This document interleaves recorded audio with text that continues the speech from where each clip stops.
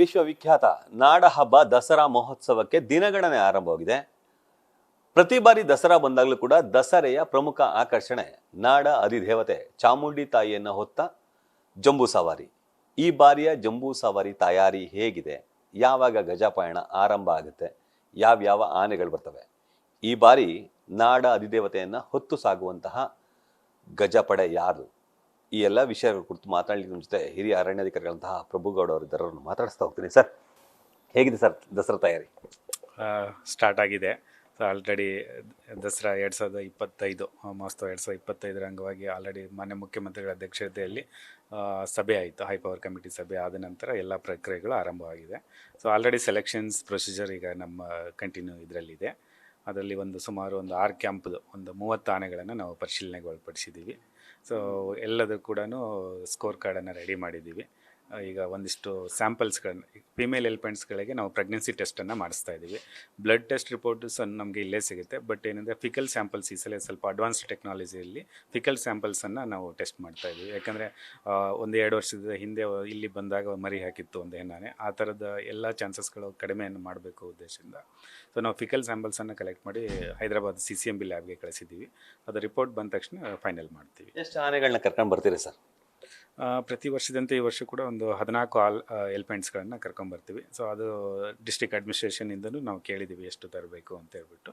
ಅದ್ರ ಮೇಲೆ will finalise. ಗಜಪಯಣ ಯಾವಾಗ? ಗಜಪಯಣದಿಂದ ಎಷ್ಟು ಆನೆಗಳು ಬರ್ತವೆ ಸರ್?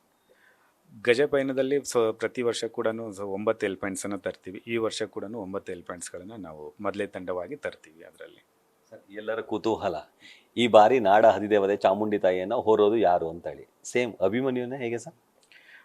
ಖಂಡಿತ, ಅದರಲ್ಲೇನೂ ಡೌಟ್ ಇಲ್ಲ. ಅಭಿಮನ್ಯುನು ಕೂಡ ಈ ವರ್ಷನೂ ಕ್ಯಾಪ್ಟನ್ನು. ಸೊ ಅವನೇ ಈಗ ಅಂದರೆ ಲಾಸ್ಟ್ ಇಯರ್ ಪರ್ಫಾರ್ಮೆನ್ಸ್ ಕೂಡ ನೀವೆಲ್ಲರೂ ನೋಡಿದ್ದೀರಿ, ತುಂಬಿಕೊಂಡಿದ್ದೀರಿ. Is done great job. ಹಾಗಾಗಿ ಅವನೇ ಈ ವರ್ಷ ಕಂಟಿನ್ಯೂ ಆಗ್ತಾನೆ. ಸರ್, ಈಗ ಅಭಿಮನ್ಯುಗೆ ಏಜ್ ಆಗ್ತಿದೆ ಅನ್ನೋ ಒಂದು ಮಾತು ಸರ್. 60 ಇಯರ್ ಆದರೆ ವಾಟ್ ನೆಕ್ಸ್ಟ್ ಅನ್ನೋದು ಪ್ರಶ್ನೆ ಸಾಕಷ್ಟು ಜನರಲ್ಲಿ ಕಾಡ್ತಿದೆ. ಯಾಕೆಂದರೆ ಅರ್ಜುನ ನಂತರ ಅಭಿಮನ್ಯು ಆದಮೇಲೆ ಮತ್ತಾರು ಅನ್ನೋದು ಕುತೂಹಲ. ಅಭಿಮನ್ಯುಗೆ ಏಜ್ ಅಂತ ಆಗ್ತಿಲ್ಲ. ಬಟ್ ಏಜ್ ಅಂತಂದರೆ ಎಲಿಫೆಂಟ್ಸ್ಗೆ 60 years is not an age. But ಅಂದರೆ ಗೈಡ್ಲೈನ್ಸ್ ಇದೆ, 60 ವರ್ಷ ಆದಮೇಲೆ ಯಾವುದೇ ಉತ್ಸವ ಮತ್ತು ಭಾರವಾದಂಥ ಕೆಲಸವನ್ನು ಮಾಡಿಸ್ಬಾರ್ದು ಅಂತೇಳಿ. ಬಟ್ ಈಗಲೂ ಕೂಡ ಅವನು ಅಷ್ಟೇ ಸದೃಢವಾಗಿ ಗಟ್ಟಿಯಾಗಿದ್ದಾನೆ. ಇನ್ನೂ 1 ವರ್ಷ ಟೈಮ್ ಇದೆ ಅವನಿಗೆ. ಆದರೂ ಕೂಡ ಈಗ ತುಂಬ ಅಡ್ವಾನ್ಸ್ ಅದ್ರ ಬಗ್ಗೆ ನಾವು ಮಾತಾಡೋದು. ಬಟ್ ತೊಂದರೆ ಇಲ್ಲ. ಅದು ನಾವು ಅಂದರೆ ಕ್ಯಾಪ್ಟಿವಿಟಿಲಂಥ ಎಲಿಫೆಂಟ್ಸ್ಗಳು 80-85 ವರ್ಷ ಬದುಕ್ತಾವೆ.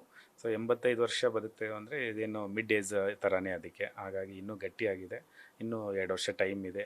ಬಟ್ ಯಾವುದೇ ಇದರಲ್ಲಿ ಕೂಡ ನಾವು ಅಂದರೆ ಬ್ಯಾಕಪ್ ಆಗಿ 5 ಆನೆಗಳನ್ನು ಇಟ್ಕೊಂಡಿರ್ತೀವಿ. ಸಪೋಸ್ ಅವತ್ತು ನಮಗೆ ಅಭಿಮನ್ಯು ಅವೈಲೇಬಲ್ ಇಲ್ಲ ಅಂದರೂ ಕೂಡ ಹಿಂದೆ 5 ಎಲಿಫೆಂಟ್ಸ್ಗಳನ್ನು ನಾವು ಸಿದ್ಧತೆನೇ ಮಾಡ್ಕೊಂಡಿರ್ತೀವಿ. ಬಟ್ ಕ್ಯಾಪ್ಟನ್ ಈಸ್ ಅಭಿಮನ್ಯುನೇ. ಸರ್, ಈಗ ಹೆಣ್ಣಾನೆಗಳ ಪ್ರೆಗ್ನೆನ್ಸಿ ಟೆಸ್ಟ್ ಬಗ್ಗೆ ಮಾತಾಡಿದ್ರಿ ಸರ್. ಅದರಲ್ಲಿ ಎಷ್ಟು ಆನೆಗಳನ್ನ ಸೆಲೆಕ್ಟ್ ಮಾಡಿದ್ರಿ, ಎಷ್ಟು ರಿಪೋರ್ಟ್ ಬರಬೇಕು, ಯಾವ ಆನೆಗಳು ಬರ್ಬೋದು ಅನ್ನೋ ನಿರೀಕ್ಷೆ ಸರ್? ಅಂದರೆ ಕೊಂಕಿ ಆನೆಗಳು ಯಾವ್ದು ಆಗ್ಬೋದು ಅನ್ನೋ ಕುತೂಹಲ ಸರ್. 6 ಎಲಿಫೆಂಟ್ಸ್ಗಳನ್ನು ನಾವು ಹೆಣ್ಣಾನೆ ನೋಡಿದ್ದೀವಿ. ಅದರಲ್ಲಿ ಪ್ರೆಗ್ನೆನ್ಸಿ ಟೆಸ್ಟ್ಗೆ 6 ಎಲಿಫೆಂಟ್ಸ್ಗಳದ್ದು ಫಿಕಲ್ ಸ್ಯಾಂಪಲ್ಸನ್ನು ಕಳಿಸಿದ್ದೀವಿ. ಪ್ರೆಗ್ನೆನ್ಸಿ ಟೆಸ್ಟ್ ನಮಗೆ ತುಂಬ ಇಂಪಾರ್ಟೆಂಟು ಇದರಲ್ಲಿ, ಯಾವುದು ಹೆಣ್ಣಾನೆಗಳಲ್ಲಿ. ಹಾಗಾಗಿ ಅದಕ್ಕಾಗಿ ಕಾಯ್ತಾ ಇದ್ದೀವಿ ಅಷ್ಟೇ. ಸರ್, ಈಗ ಪುರಪ್ರವೇಶ ಯಾವಾಗ ಅಂತೇಳಿ, ಗಜಪಯಣ ಆಗುತ್ತೆ, ಪುರಪ್ರವೇಶ ಯಾವಾಗ, ಆನೆಗಳ ತೂಕ ಅಥವಾ ಆನೆಗಳ ಆರೋಗ್ಯ ಈಗ ಹೇಗಿದೆ ಅಂತ? 4ನೇ ತಾರೀಕು ನಮ್ಮದು ಗಜಪಯಣ ನಡೆಯುತ್ತೆ. ಅದಾದಮೇಲೆ ಅರಣ್ಯ ಭವನಕ್ಕೆ ಅವತ್ತು ಸಂಜೆನೇ ಬಂದು ಇಲ್ಲಿ ವಾಸ್ತವ್ಯ ಮಾಡ್ತಾವೆ. ಸೊ 2 ಡೇಸ್ ನಮ್ಮ ಅರಣ್ಯ ಭವನದಲ್ಲೇ ಇದ್ದು ನೆಕ್ಸ್ಟ್ 7ನೇ ತಾರೀಕಿಗೆ ಡೇಟನ್ನು ಕೊಟ್ಟಿದ್ದಾರೆ ರಾಜಪುರೋಹಿತರು. ಸೊ ಅವರು 7ನೇ ತಾರೀಕು ಇಲ್ಲಿಂದ ನಾವು ಅರಮನೆಗೆ ಬೀಳ್ಕೊಡ್ತೀವಿ.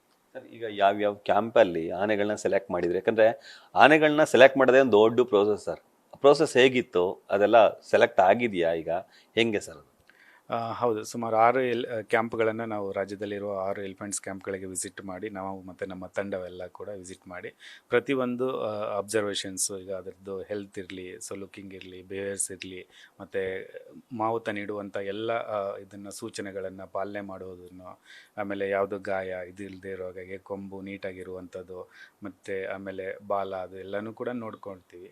ಸೊ ಪ್ರತಿಯೊಂದು ಆರೋಗ್ಯವನ್ನು ದೃಷ್ಟಿ ಇಟ್ಕೊಂಡು, ಆಮೇಲೆ ಶಬ್ದಕ್ಕೆ ಹೆದರದೇ ಇರೋದು, ಮನುಷ್ಯನ ಜೊತೆ ಒಡನಾಟ ಹೇಗಿದೆ ಅನ್ನೋದು, ಇದೆಲ್ಲವನ್ನು ಗಮನದಲ್ಲಿ ಇಟ್ಕೊಂಡು ಒಂದು ಸ್ಕೋರ್ ಕಾರ್ಡನ್ನು ನಾವು ಡೆವಲಪ್ ಮಾಡಿರ್ತೀವಿ. ಬಟ್ ಈಗ ಆನೆಗಳ ಬಿಹೇವ್ ಬಗ್ಗೆ ಹೇಳಿದ್ರಿ ಸರ್. ಲಾಸ್ಟ್ ಟೈಮು ಆನೆ ಅರಮನೆ ಸುತ್ತಿ ಒಂದಷ್ಟು ಆತಂಕದ ವಾತಾವರಣ ನಿರ್ಮಾಣ ಆಗಿತ್ತು ಸರ್. ಹಾಗಾಗಿ ಆನೆಗಳಿಗೆ ಈ ಸರಿ ಏನಾದರೂ ವಿಶೇಷವಾಗಿ ತಯಾರಿ ಅಥವಾ ಆ ಥರದ್ದು?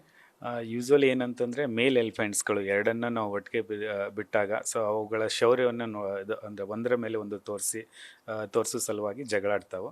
ಸೊ ಅದನ್ನು ನಾವು ಸೇರಿಸ್ತಾ ಇದ್ರೆ ಆಯಿತು. ಈ ಟೈಮು ನಾವು ಯಾವುದೇ ಕಾರಣಕ್ಕೂ ಮೇಲ್ ಎಲಿಫೆಂಟ್ಸ್ಗಳು ಒಟ್ಟಿಗೆ ಇರೋದು, ಅಂದರೆ ಊಟದ ಟೈಮಲ್ಲಿ ಯೂಸ್ವಲಿ ಏನಂತಂದರೆ ನಾವು ಫುಡ್ ಕೊಡ್ತೀವಲ್ಲ ಆ ಟೈಮಲ್ಲಿ ಕ್ಯಾಂಪಲ್ಲಿ ಕೂಡ ಜಗಳಾಡ್ತಾವೆ. ಸೊ ಅದನ್ನು ಸೇರಿಸ್ತಾ ಇದ್ದರೆ ಅವಾಯ್ಡ್ ಮಾಡಿದರೆ ಸೊ ಅದನ್ನು ಆ ಥರದ ಪ್ರಾಬ್ಲಮ್ಗಳನ್ನು ಅವಾಯ್ಡ್ ಮಾಡ್ಬೋದು. ಸೊ ಆ ಥರ ನಾವು ಈ ಸಲ ಸೇರಿಸ್ತಾ ಇಲ್ಲ. ಫುಡ್ಡನ್ನು ಅವು ಎಲ್ಲಿ ಕಟ್ಟಿರ್ತೀವಲ್ಲ ಅಲ್ಲೇ ಕೊಡುವಂಥ ವ್ಯವಸ್ಥೆನೇ ಮಾಡಿದ್ದೀವಿ. ಕಳೆದ ಬಾರಿಯ ಗಜಪಡೆಯಲ್ಲಿ ಸಾಕಷ್ಟು ಸುದ್ದಿ ಮಾಡಿದ್ದು ಅಥವಾ ಸದ್ದು ಮಾಡಿದ್ದು ಎರಡು ಆನೆ, ಒಂದು ಭೀಮಾ, ಇನ್ನೊಂದು ಕಂಜನ್. ಈ ಸರಿ ಯಾರನ್ನ ನಿರೀಕ್ಷೆ ಮಾಡ್ಬೋದು ಸರ್ ಆ ಥರ ಪರ್ಫಾರ್ಮೆನ್ಸ್ನ? ಅದು ಜನರಿಗೆ ಬಿಟ್ಟಿದ್ದು, ಹಾಗಾಗಿ ಜನರು ಯಾವುದನ್ನು ಆಯ್ಕೆ ಮಾಡ್ಕೋತಾರೆ ಅದು ಜನರಿಗೆ ಸಂಬಂಧಪಟ್ಟಿದ್ದು. ಕುತೂಹಲ ಪ್ರಶ್ನೆ ಸರ್, ನಿಮ್ಗೆ ಯಾವ ಫೇವರಿಟ್ ಆನೆ ಸರ್ ಇಷ್ಟರಲ್ಲಿ? ಎಲ್ಲ ಆನೆಗಳು ಕೂಡ ಫೇವ್ರೇಟು. ನಾವು ಎಲ್ಲದಕ್ಕೂ ಈಕ್ವಲ್ ಆಗಿ ಕಂಡ್ರೇ ನಾವು ಕ್ಯಾಂಪನ್ನು ರನ್ ಮಾಡೋಕ್ಕಾಗೋದು. ಹಾಗಾಗಿ ಸೊ ಎಲ್ಲ ಆನೆಗಳು ಕೂಡ ಒಳ್ಳೆಯ ಆನೆಗಳನ್ನೇ ನಾವು ತೊಗೊಂಡು ಬರೋದಿಲ್ಲಿ. ಎಲ್ಲನೂ ಕೂಡ ನಾವು ಸಮಾನ ಇದರಲ್ಲೇ ದೃಷ್ಟಿಯಲ್ಲೇ ನೋಡ್ತೀವಿ. ಸರ್ ಈಗ ಲಾಸ್ಟ್ ಇಯರ್ ಪರ್ಫಾರ್ಮೆನ್ಸ್ ಎಲ್ಲ ಅಭಿಮನ್ಯುದ್ ನೋಡಿದ್ರಿ ಸರ್. ಅಭಿಮನ್ಯುದ ಪರ್ಫಾರ್ಮೆನ್ಸ್ ನೋಡಿದರೆ ಏನಂತ ಅನಿಸುತ್ತೆ ಸರ್ ತಮಗೆ? ಅಲ್ಲ, ಅಭಿಮನ್ಯುನ ಆಲ್ವೇಸ್ ಇಟ್ಸ್ ಎ ಯೂನಿವರ್ಸಲ್ ಇದನ್ನೇ ಅದು ಟ್ರುತ್ತು. ಅವನು ಈಸ್ ಎ ಕ್ಯಾಪ್ಟನ್ನು, ಆಮೇಲೆ ಧೈರ್ಯಶಾಲಿ. ಮಾವುತನ್ನು ಕೂಡ ಅದೇ ಥರ ಅದಕ್ಕೆ ಅದರ ಜೊತೆ ಕನೆಕ್ಟಿವಿಟಿ ಹೊಂದಿದ್ದಾನೆ. ಹಾಗಾಗಿ ಇಟ್ಸ್ ಎ ಗುಡ್ ಎಲಿಫೆಂಟ್. ಇದಿಷ್ಟು ಹಿರಿಯ ಅರಣ್ಯಾಧಿಕಾರಿಗಳಂತಹ ಪ್ರಭುಗೌಡ ಅವರ ಮಾತುಗಳು. ಕ್ಯಾಮ್ರಾಮನ್ ವಿನಯ್ ಜೊತೆ ರವಿ ಪಾಂಡವಪುರ, ನ್ಯೂಸ್ ಫಸ್ಟ್, ಮೈಸೂರು.